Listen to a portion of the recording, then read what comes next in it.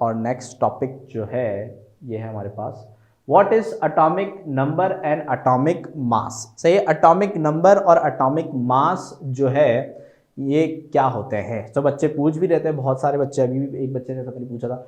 सही है, तो एटॉमिक नंबर और एटॉमिक मास क्या होते हैं और इससे रिलेटेड भी कुछ शॉर्ट न्यूमेरिकल्स जो है वो हमारे आते हैं। सही है, तो बड़ा ही एक इंपॉर्टेंट क्वेश्चन भी है, सही है, समझने के हिसाब से भी।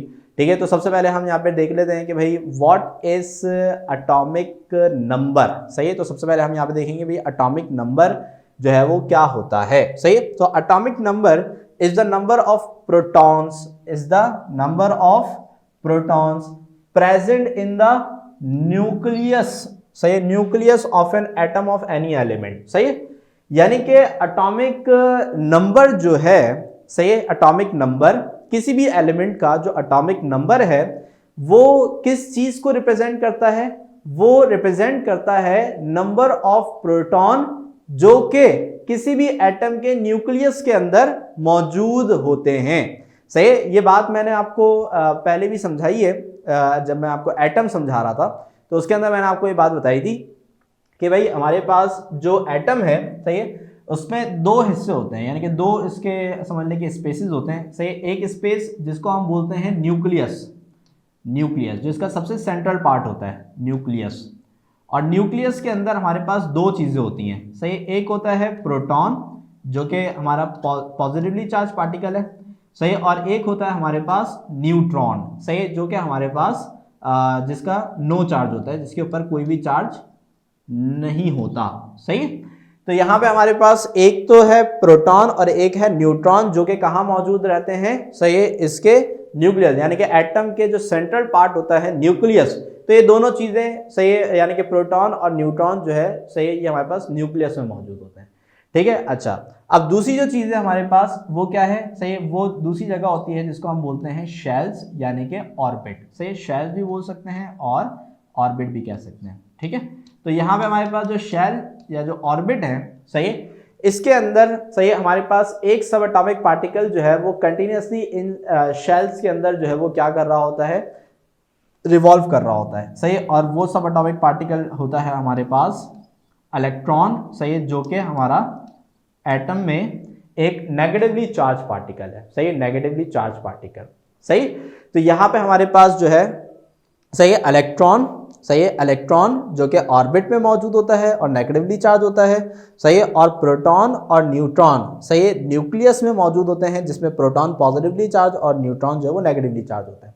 अब न्यूक्लियस के अंदर मौजूद जो प्रोटॉन है, सही, तो प्रोटॉन की जो भी वैल्यू होगी, यानी कि प्रोटॉन के जितने भी नंबर होंगे, सही, जितनी भी तादाद होगी, वो बेसिकली हमारे पास क्या कहलाएगी। सही है, वो हमारे पास कहलाएगी एटॉमिक नंबर। सही है, तो भाई प्रोटॉन की जो भी हमारे पास नंबर है, प्रोटॉन की जो भी हमारे पास क्या नाम है वैल्यू है, सही है, किसके अंदर, प्रेजेंट इन द न्यूक्लियस। सही, न्यूक्लियस के अंदर प्रोटॉन की जो भी हमारे पास वैल्यू है, सही, वो हमारे पास क्या कहलाती है, एटॉमिक नंबर कहलाती है। सही, तो ये हमारे पास इसकी डेफिनेशन है। सही, atomic number is the number of proton present in the nucleus of any element. सही, तो यहां तक किसी को कोई प्रॉब्लम? सही है, ठीक है, वापस मैं एक बार बता देता हूँ। ठीक है, कि भाई हमारे पास जो क्या नाम है न्यूक्लियस है, न्यूक्लियस के अंदर जो प्रोटॉन की तादाद है, ठीक है भाई, न्यूक्लियस में कितने प्रोटॉन जो है वो मौजूद हैं, सही है, वो रिप्रेजेंट करता है किसको, एटॉमिक नंबर को, कि भाई जितने प्रोटॉन होंगे उतना ही एटॉमिक नंबर भी होगा। सही है, मुस्कान समझ में आया आपको? मुस्कान ठीक है, ओके, सही है, समझ में आ गया। अच्छा, तो अब यहां पे हमारे पास जो है ठीक है, अब बात करते हैं कि भाई हमारे पास जो एटॉमिक नंबर है, सही है, इसको हम रिप्रेजेंट किससे करते हैं। तो एटॉमिक नंबर जो है वो इसको हम रिप्रेजेंट करते हैं किससे भाई, जेड से। तो इसका जो सिंबल होता है ये हमारे पास क्या होता है भाई, जेड, यानी कि कैपिटल जेड से हम एटॉमिक नंबर को रिप्रेजेंट करते हैं। तो बेसिकली एटॉमिक नंबर यानी कि Z is equals to the number of proton. सही है, तो यहाँ पे हमारे पास जो एटॉमिक नंबर है वो किसको रिप्रेजेंट करता है, नंबर ऑफ प्रोटॉन्स को रिप्रेजेंट करता है, ठीक है।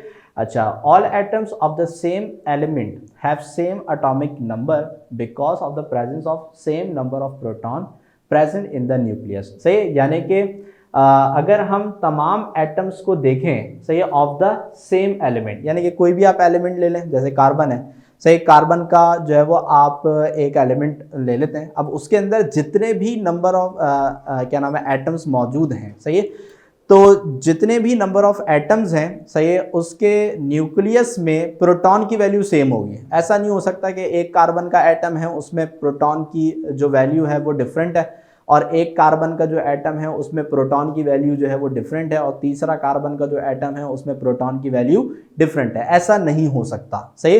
ये प्रोटॉन की जो वैल्यू है वो सेम एलिमेंट के एटम्स के अंदर हमेशा बराबर रहती है, हमेशा सेम रहती है, ये कभी भी डिफरेंट नहीं होती। क्लियर हो गई बात यहाँ पे, सही।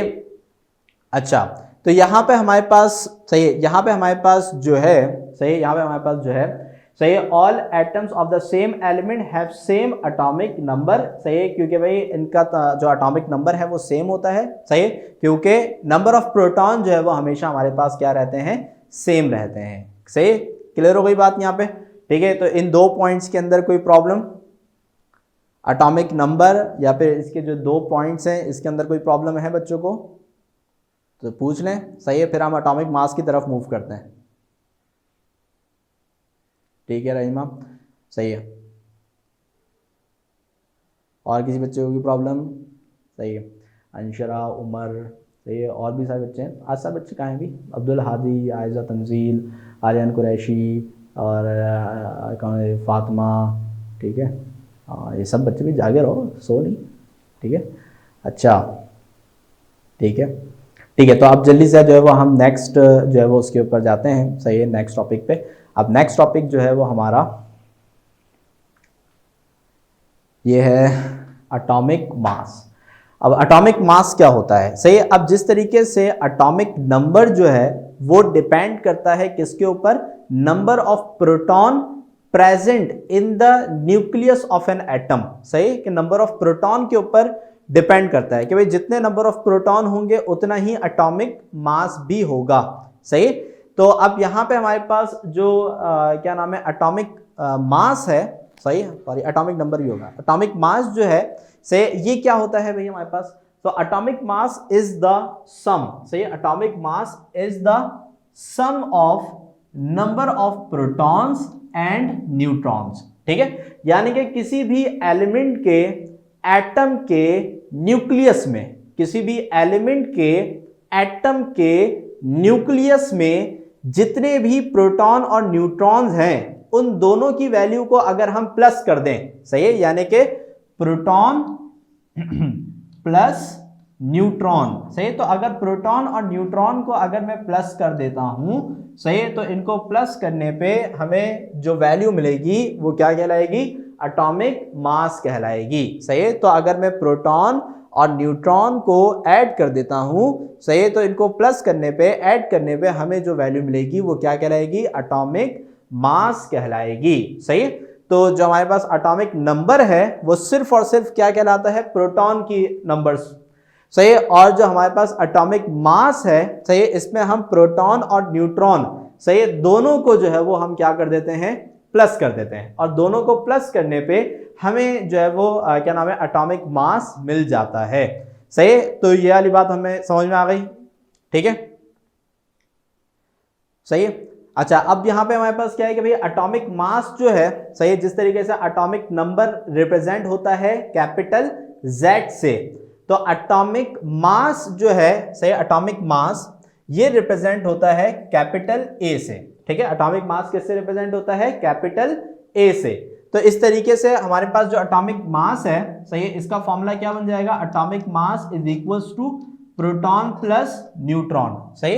Atomic mass is equals to proton plus neutron, कि अगर आप प्रोटॉन और न्यूट्रॉन को ऐड कराओगे तो आपको क्या मिलेगा, एटॉमिक मास मिल जाएगा, यानी कि ए की वैल्यू आपको मिल जाएगी। क्लियर हो गई बात यहाँ पे।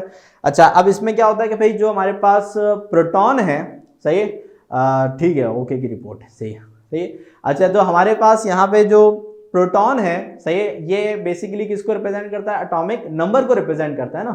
तो प्रोटॉन की जगह पे हम एटॉमिक नंबर का सिंबल भी डाल सकते हैं, यानी कि हम P की जगह पे Z भी लिख सकते हैं, सही है। तो हमारे पास फिर फॉर्मूला क्या हो जाएगा? Z+N, सही है। तो आपकी बुक के अंदर जो फॉर्मूला लिखा हुआ है वो बिल्कुल ऐसे ही लिखा हुआ है, A = Z+N, ठीक है भाई। तो यहाँ पे हमारे पास, सही है, यहाँ पे हमारे पास जो है, सही है, जो एटॉमिक मास है इसका फॉर्मूला क्या हो जाएगा? A = नंबर ऑफ प्रोटॉन या फिर एटॉमिक नंबर प्लस N, यानी कि क्या नाम है, न्यूट्रॉन की तादाद, सही है। तो इन दोनों का अगर हम प्लस करा दें तो एटॉमिक मास मिल जाएगा, सही है। तो यहाँ पे इसमें हमारे पास क्या है? इट इज रिप्रेजेंटेड बाय ए, ये वाली बात मैंने आपको बता दी कि इसको ए से रिप्रेजेंट करते हैं, और it is calculated by the formula A = Z+N, सही है। तो यहाँ पे ए जो है वो एटॉमिक मास है, Z जो है वो एटॉमिक नंबर यानी कि नंबर ऑफ प्रोटॉन है, और N जो है ये हमारे पास नंबर ऑफ न्यूट्रॉन है, सही है, न्यूट्रॉन की वैल्यू है, ठीक है भाई। क्लियर हो गई बात यहाँ पे? कोई इसके अंदर कंफ्यूजन, कोई प्रॉब्लम? ओके, सही है। अच्छा, कभी आपने जो वो केमिस्ट्री अभी कोई भी क्या नाम है, साइंस की जो बुक है 8 क्लास में, या फिर याली साइंस जो आपकी केमिस्ट्री की बुक है, इसको कभी खोला हो, सही, तो आपने देखा होगा कि कुछ एलिमेंट्स जो है ना वो आपको इस तरीके से लिखे हुए नज़र आते हैं, ऐसे ऐसे लिखे हुए होते हैं। किसी ने देखा ऐसा है? ऐसे देखा है ना, ऐसे ऊपर भी नंबर लिखा हुआ होता है और नीचे भी नंबर है, ठीक है। तो आप यहाँ पे इसको भी याद रखें, सही है, क्योंकि बोर्ड में इस तरीके से भी क्वेश्चन आता है, सही। तो यहाँ पे कोई भी एलिमेंट हो, जैसे मैंने यहाँ पे कार्बन की एग्जांपल ली है, सही है, तो यहाँ पे हमारे पास जो है वो ऊपर वाला, सही है, ऊपर वाला जो नंबर लिखा हुआ होता है ना, ये बेसिकली रिप्रेजेंट करता है किसको? एटॉमिक मास को, सही। किसको रिप्रेजेंट करता है? एटॉमिक मास को, ठीक है भाई। अच्छा, और जो यहाँ पे हमारे पास नीचे वाला नंबर है, सही, ये किसको रिप्रेजेंट करता है?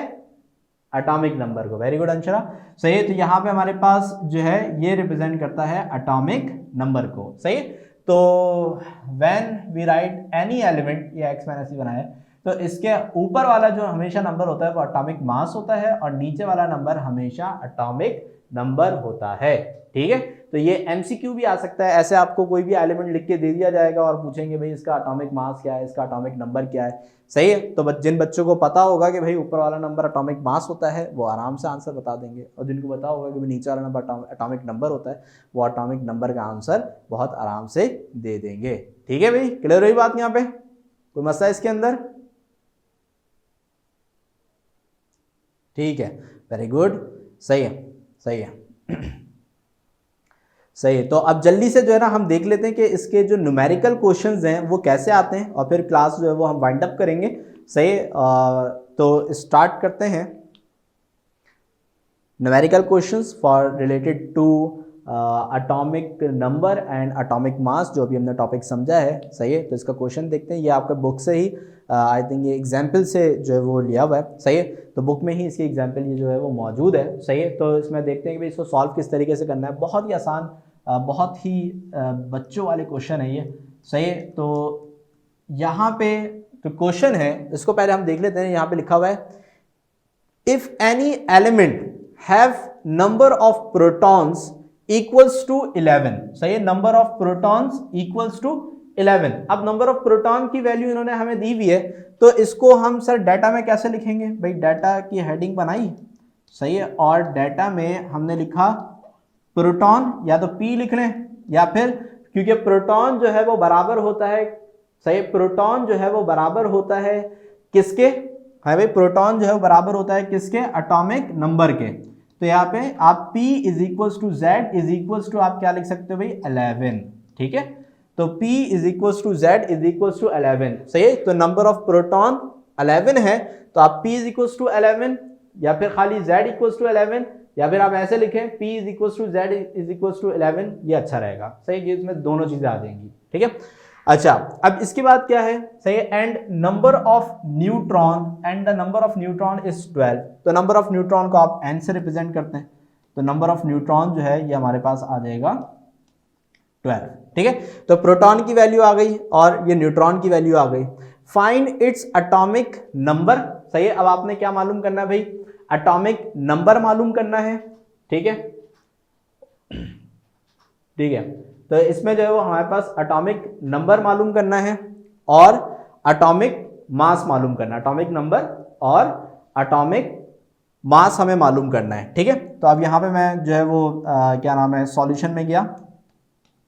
सबसे पहले तो भाई एटॉमिक नंबर, तो एटॉमिक नंबर तो नंबर ऑफ प्रोटॉन के बराबर ही होता है ना, जो कि हमने डाटा में भी लिखा हुआ है। सही है, तो भाई atomic number is equals to, इसको हम किससे रिप्रेजेंट करते हैं, z से, is equals to number of proton which is 12। ठीक है, तो इसको वैसे हमने तो वैसे डाटा में भी लिख के दिखाया हुआ है, लेकिन चूंकि उन्होंने आंसर मांगा है तो हमने यहाँ पे इसको इस तरह से लिख दिया। एटॉमिक नंबर जो कि z होता है वो बराबर होता है नंबर ऑफ प्रोटॉन के, और चूंकि प्रोटॉन की वैल्यू 11 है तो नंबर ऑफ जो हमारे पास एटॉमिक नंबर है वो भी क्या हो जाएगा, हमारे पास 11 हो जाएगा। ठीक है, इसके बाद नेक्स्ट चीज हमने मालूम करनी है एटॉमिक मास। एटॉमिक मास का जो फॉर्मूला अभी हमने लिखा वो क्या था, A is equals to Z plus N। तो भाई A is equals to Z, अब Z की वैल्यू हमने अभी क्या निकाली भाई 11, और N की वैल्यू हमारे पास क्या है भाई 12। सही है, तो 12 और 11 को अगर हम ऐड कर दें तो हमारा आंसर क्या आ जाएगा 23। सही है, तो हमारे पास एटॉमिक जो मास है, सही, एटॉमिक मास, उसकी वैल्यू हमारे पास क्या आ गई भाई 23 आ गई। ठीक है, तो इस तरीके से हमने जो है यहाँ पे जो है वो एटॉमिक नंबर भी निकाल लिया और एटॉमिक मास भी निकाल लिया। सही है, बहुत ही आसान और बहुत ही बच्चों वाला बेसिक क्वेश्चन है। सही, तो अगर लेकिन फिर भी किसी को कोई प्रॉब्लम हो, कंफ्यूजन हो, वो जल्दी से पूछ लें, क्योंकि क्लास में भी कम टाइम रह गया है, ताकि एक क्वेश्चन हम इसका और देख लें। जल्दी से बताएं, इसके अंदर किसी को कोई कंफ्यूजन? हाँ, बहुत इजी है, बहुत इजी है। ठीक है, सही है, वेरी गुड, ओके की रिपोर्ट सही है, अच्छा सही है, वेरी गुड। ठीक है, अच्छा, अब नेक्स्ट जल्दी से इसका क्वेश्चन देखते हैं। नेक्स्ट क्वेश्चन में क्या लिखा है, how many number of proton, तो जल्दी से इसका डाटा बनाते हैं। डाटा सही है, तो यहां पे बोले how many number of protons, तो भाई प्रोटॉन्स की वैल्यू जो है वो हमें यहाँ पे मालूम करनी है। सही है, एंड न्यूट्रॉन, सही है, और न्यूट्रॉन की वैल्यू भी हमने यहाँ पे मालूम करनी है। सही, न्यूट्रॉन की वैल्यू मालूम करनी है। सही, आर देयर इन एटम, सही, हैविंग एटॉमिक मास, क्योंकि ए का मतलब होता है एटॉमिक मास, तो एटॉमिक मास की वैल्यू कितनी है हमारे पास 40। सही है, और एटॉमिक नंबर की वैल्यू हमारे पास कितनी है 20। सही है, तो ये आ गया। अब भाई इन्होंने दो चीजें मांगी है, प्रोटॉन और न्यूट्रॉन की वैल्यू मांगी है। सही है, ठीक है, ठीक है, थैंक यू, थैंक यू। सही है, तो अब यहां पे हमारे पास, सही है, अब यहां पे हमारे पास क्या है भाई, प्रोटॉन और न्यूट्रॉन की वैल्यू मांगी है ना, तो अब हमें ये बात पता है कि भाई जो प्रोटॉन है वो बराबर होता है किसके, एटॉमिक नंबर के।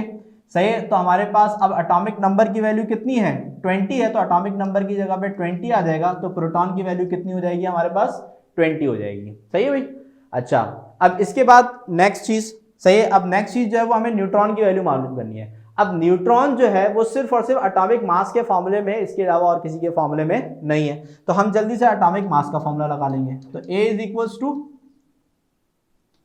P plus N, P plus N लिख लेंगे, यहाँ पे Z प्लस एन, एक ही बात है। ठीक है, तो अब यहां पे हमारे पास क्या है भाई A की वैल्यू कितनी है 40।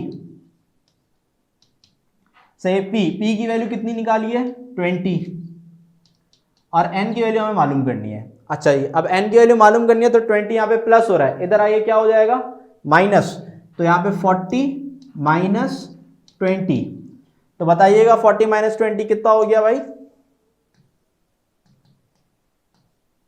40 माइनस 20 इज 20। सही है, तो अब यहाँ पे हमारे पास क्या हुआ कि भाई प्रोटॉन की जो वैल्यू है ये भी 20 आ गई, और न्यूट्रॉन की वैल्यू भी हमारे पास क्या आ गई भाई 20 आ गई। सही है, तो इस क्वेश्चन के अंदर किसी को भी प्रॉब्लम, जल्दी से एक दफा देख लें इस पूरे को। ठीक है, वेरी गुड, वेरी गुड, सही, सबके क्लियर है, सही है।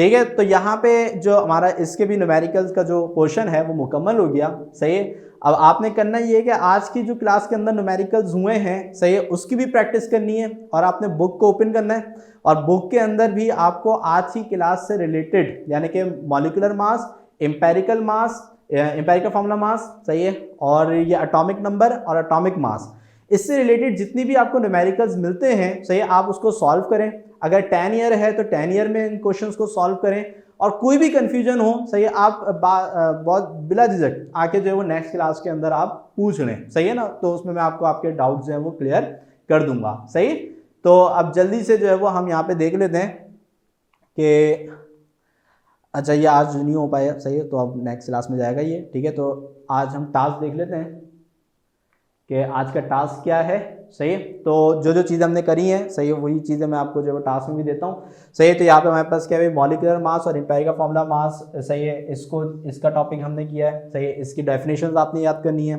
एटॉमिक नंबर और एटॉमिक मास की डेफिनेशंस आपने याद करनी है। अच्छा, केमिकल इक्वेशन बैलेंस वाला क्वेश्चन आज नहीं हुआ तो आज के टॉपिक में शामिल नहीं होगा। बाकी जो आज के हमने टॉपिक्स किए हैं उसके जो भी न्यूमेरिकल्स आपके बुक में मौजूद हैं, पास पेपर में मौजूद हैं, उसको आपने सॉल्व करना है। सही है, और फिर एट द एंड जो हमेशा मैं बोलता हूँ भाई एमसीक्यू की प्रैक्टिस करनी है। मैं भी आपको जो है वो कुछ ना कुछ एमसीक्यू की प्रैक्टिस जो है वो स्टार्ट में करा देता हूँ। सही है, लेकिन इसके अलावा भी बुक के अंदर भी जो है, सही है, उसकी भी आपने प्रैक्टिस करनी है। ठीक है, तो जल्दी से स्क्रीनशॉट आपने लेना है तो ले लें, और अगर कोई भी आज की प्रॉब्लम है तो वो डिस्कस कर लें और जल्दी से बता दें भाई कि आज की क्लास में सब कुछ समझ में आ गया है। आज की क्लास में सब कुछ समझ में आ गया है, ठीक है, कोई प्रॉब्लम तो नहीं है आज की क्लास में?